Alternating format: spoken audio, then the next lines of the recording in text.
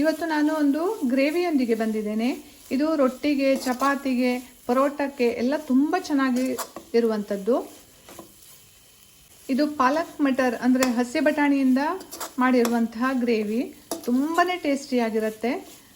Hi friends, ನಮಸ್ಕಾರ. Welcome to ನಳಪಾಕ. ಬನ್ನಿ ಇದನ್ನು ಹೇಗೆ ಮಾಡೋದು ಅಂತ ನೋಡೋಣ. ಪಾಲಕ್ ಮಟರ್ ಮಾಡೋದಕ್ಕೆ ನಾನಿಲ್ಲಿ 1 ಕಟ್ಟನಷ್ಟು ಪಾಲಕ್ ಸೊಪ್ಪನ್ನು ತಗೊಂಡು ಚೆನ್ನಾಗಿ ಇದನ್ನು ತೊಳೆದು ಇಟ್ಕೊಂಡಿದ್ದೇನೆ. ಹಾಗೆ 1 ಬೌಲ್ನಷ್ಟು ಹಸಿ ಬಟಾಣಿಯನ್ನು ತಗೊಂಡಿದ್ದೇನೆ. ಈಗ ಈ ಪಾಲಕ್ ಸೊಪ್ಪನ್ನು ಬೇಯಿಸ್ಕೊಳ್ಬೇಕು. ಇಲ್ಲಿ ನೀರನ್ನು ಕುದಿಲಿಕ್ಕೆ ಇಟ್ಕೊಂಡಿದ್ದೇನೆ. ನೀರು ಚೆನ್ನಾಗಿ ಕುದಿದೆ. ಈ ಕುದಿತಿರೋ ನೀರಿಗೆ ಈ ಪಾಲಕ್ ಸೊಪ್ಪನ್ನು ಹಾಕ್ಕೊಳ್ತಾನೆ. ಇದನ್ನು ಚೆನ್ನಾಗಿ ಬೇಯಿಸ್ಕೊಳ್ಬೇಕು.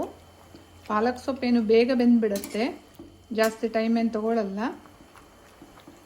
ಪಾಲಕ್ ಸೊಪ್ಪು ಇಲ್ಲಿ ಚೆನ್ನಾಗಿ ಬೆಂದಿದೆ. ಈಗ ಇದನ್ನು ಬಿಸಿ ನೀರಿನಿಂದ ತೆಗೆದು ತಣ್ಣೀರಿಗೆ ಹಾಕ್ಕೊಳ್ತೇನೆ. ಈ ರೀತಿಯಾಗಿ ಮಾಡೋದ್ರಿಂದ ಇದರ ಹಸಿರು ಬಣ್ಣ ಹಾಗೆ ಉಳ್ಕೊಳ್ಳುತ್ತೆ. ಇದನ್ನು ಈ ರೀತಿಯಾಗಿ ಚೆನ್ನಾಗಿ ತಣ್ಣೀರಿನಲ್ಲಿ ಅದ್ಕೊಂಡು ತೆಕ್ಕೊಳ್ತೇನೆ. ಈಗ ಇದನ್ನು ರುಬ್ಕೊಳ್ತೇನೆ. ಮೊದಲಿಗೆ ಇದನ್ನು ಸ್ವಲ್ಪ ತರಿತರಿಯಾಗಿ ರುಬ್ಕೊಳ್ಬೇಕು. ತುಂಬ ಫೈನ್ ಪೇಸ್ಟ್ ಮಾಡ್ಕೊಳ್ಳೋದು ಬೇಡ. ಇಷ್ಟು ತರಿತರಿಯಾಗಿ ರುಬ್ಕೊಂಡು 1-2 ಸ್ಪೂನ್ ಆಗುವಷ್ಟು ಇದನ್ನು ಎತ್ತಿಟ್ಕೊಳ್ತೇನೆ. ಹಾಗೆ ಇದನ್ನು ಉಳಿದಿರೋದನ್ನು ಫೈನ್ ಪೇಸ್ಟ್ ಮಾಡ್ಕೊಳ್ತೇನೆ. ಒಂದು ತವಾವನ್ನು ಕಾಯಕ್ಕೆ ಇಟ್ಕೊಂಡಿದ್ದೇನೆ. ಇದಕ್ಕೆ 2-3 ಟೇಬಲ್ ಸ್ಪೂನ್ ಆಗುವಷ್ಟು ಎಣ್ಣೆಯನ್ನು ಹಾಕೊಳ್ತಾ ಇದ್ದೇನೆ. ನಾನಿಲ್ಲಿ ಶೇಂಗಾ ಎಣ್ಣೆಯನ್ನು ಬಳಸ್ತಾ ಇದ್ದೇನೆ. ಜೀರಿಗೆ ಹಾಗೆ 1/2 ಟೀ ಸ್ಪೂನು ಸಾಸಿವೆಯನ್ನು ಹಾಕ್ಕೊಳ್ತೇನೆ. ಹಾಗೆ ಕಟ್ ಮಾಡಿ ಇಟ್ಕೊಂಡಿರುವಂತಹ ಬೆಳ್ಳುಳ್ಳಿಯನ್ನು ಹಾಕ್ಕೊಳ್ತೇನೆ. ಬೆಳ್ಳುಳ್ಳಿ ಸ್ವಲ್ಪ ಹಸಿ ವಾಸನೆ ಹೋಗೋ ತನಕ ಇದನ್ನು ಚೆನ್ನಾಗಿ ಫ್ರೈ ಮಾಡ್ಕೊಳ್ಬೇಕು. ಈರುಳ್ಳಿ ಫ್ರೈ ಆಗ್ತಿದ್ದಾಗೆ ಕಟ್ ಮಾಡಿ ಇಟ್ಕೊಂಡಿರುವಂತಹ ಈರುಳ್ಳಿಯನ್ನು ಹಾಕ್ಕೊಳ್ತೇನೆ. ಈರುಳ್ಳಿ ಹಾಕಿ ಚೆನ್ನಾಗಿ ಫ್ರೈ ಮಾಡ್ಕೊಳ್ಬೇಕು. ಈರುಳ್ಳಿ ಚೆನ್ನಾಗಿ ಫ್ರೈ ಆಗಿದೆ. ಈಗ ಇದಕ್ಕೆ ಸ್ವಲ್ಪ ಮಸಾಲೆಯನ್ನು ಸೇರಿಸ್ಕೊಳ್ಬೇಕು. 1 ಟೀ ಸ್ಪೂನಷ್ಟು ಕೊತ್ತಂಬರಿ ಪುಡಿ, 1 ಟೀ ಸ್ಪೂನಷ್ಟು ಜೀರಿಗೆ ಪುಡಿ, 1/4 ಟೀ ಸ್ಪೂನಷ್ಟು ಅರಿಶಿನ, 1 ಟೀ ಸ್ಪೂನಷ್ಟು ಅಚ್ಚ ಖಾರದ ಪುಡಿ. ಖಾರದ ಪುಡಿಯನ್ನು ನೋಡ್ಕೊಂಡು ಹಾಕ್ಕೊಳ್ಳಿ. ಹಸಿಮೆಣಸನ್ನು ಸಹ ಹಾಕಿರೋದ್ರಿಂದ ಖಾರ ನಿಮಗೆ ಎಷ್ಟು ಬೇಕು ಅನ್ನೋದನ್ನು ನೋಡಿಕೊಂಡು ಹೆಚ್ಚು ಕಡಿಮೆ ಮಾಡ್ಕೊಳ್ಬೋದು. ಈಗ ಇದನ್ನು ಚೆನ್ನಾಗಿ ಮತ್ತೆ ಫ್ರೈ ಮಾಡ್ಕೊಳ್ಬೇಕು.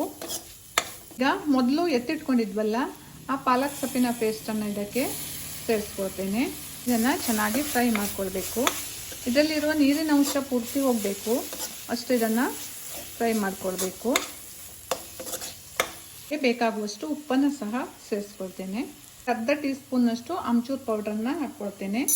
ಮತ್ತು ಇದನ್ನು ಚೆನ್ನಾಗಿ ಮಿಕ್ಸ್ ಮಾಡ್ಕೊಳ್ಬೇಕು. ನೋಡಿ, ಈಗ ಇದು ನೀರೆಲ್ಲ ಆರಿದೆ.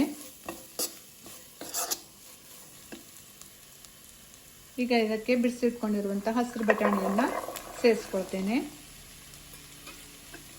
ಮತ್ತು ಇದನ್ನು 5 ನಿಮಿಷ ಚೆನ್ನಾಗಿ ಫ್ರೈ ಮಾಡ್ಕೊಳ್ಬೇಕು. ತುಂಬ ಟೇಸ್ಟಿಯಾಗಿರುತ್ತೆ. ಮಕ್ಕಳಿಗಂತೂ ಇದನ್ನು ಮಾಡಿಕೊಟ್ರೆ ಲಂಚ್ ಬಾಕ್ಸು ಖಂಡಿತ ಖಾಲಿಯಾಗಿ ಬರುತ್ತೆ. ಖಂಡಿತ ನೀವು ಒಂದ್ಸಲ ಟ್ರೈ ಮಾಡಿ ನೋಡಿ. ಈಗ ರುಬ್ಬಿಟ್ಕೊಂಡಿರುವಂತಹ ಪಾಲಕ್ ಸೊಪ್ಪಿನ ಪೇಸ್ಟನ್ನು ಇದಕ್ಕೆ ಸೇರಿಸ್ಕೊಳ್ತೇನೆ. ಸ್ವಲ್ಪ ನೀರನ್ನು ಸೇರಿಸ್ಕೊಂಡು ಈಗ ಇದನ್ನು ಚೆನ್ನಾಗಿ ಬೇಯಿಸ್ಕೊಳ್ಬೇಕು. ಒಂದು ಲಿಡ್ಡನ್ನು ಕ್ಲೋಸ್ ಮಾಡಿ ಇದನ್ನು ಬೇಯಿಸ್ಕೊಳ್ತೇನೆ. ನೋಡಿ, ಈಗ ಇದು ಚೆನ್ನಾಗಿ ಬೆಂದಿದೆ. ಒಂದು ಬಟಾಣಿಯನ್ನು ಹೀಗೆ ಇಸ್ಕಿ ನೋಡಿದರೆ ಗೊತ್ತಾಗುತ್ತೆ. ನೋಡಿ, ಚೆನ್ನಾಗಿ ಬೆಂದಿದೆ. ಈಗ ಇದಕ್ಕೆ 1 ದೊಡ್ಡ ಚಮಚ ಮೊಸರನ್ನು ಸೇರಿಸ್ಕೊಳ್ತೇನೆ.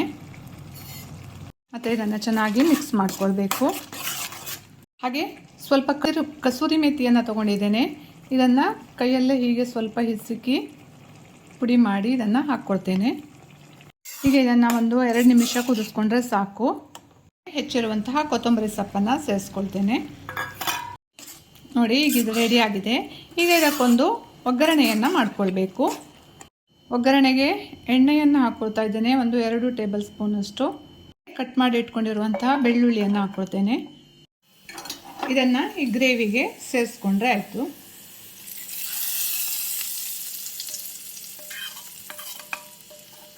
ಚಪಾತಿಯೊಟ್ಟಿಗೆ ಪಾಲಕ್ ಮಟರನ್ನು ಸರ್ವ್ ಮಾಡ್ತಾ ಇದ್ದೇನೆ. ನನ್ನ ಈ ವಿಡಿಯೋ ಇಷ್ಟ ಆದರೆ ಲೈಕ್ ಮಾಡಿ, ಶೇರ್ ಮಾಡಿ ಹಾಗೂ ಕಮೆಂಟ್ ಮಾಡಿ, ಸಬ್ಸ್ಕ್ರೈಬ್ ಮಾಡಿ. Thank you.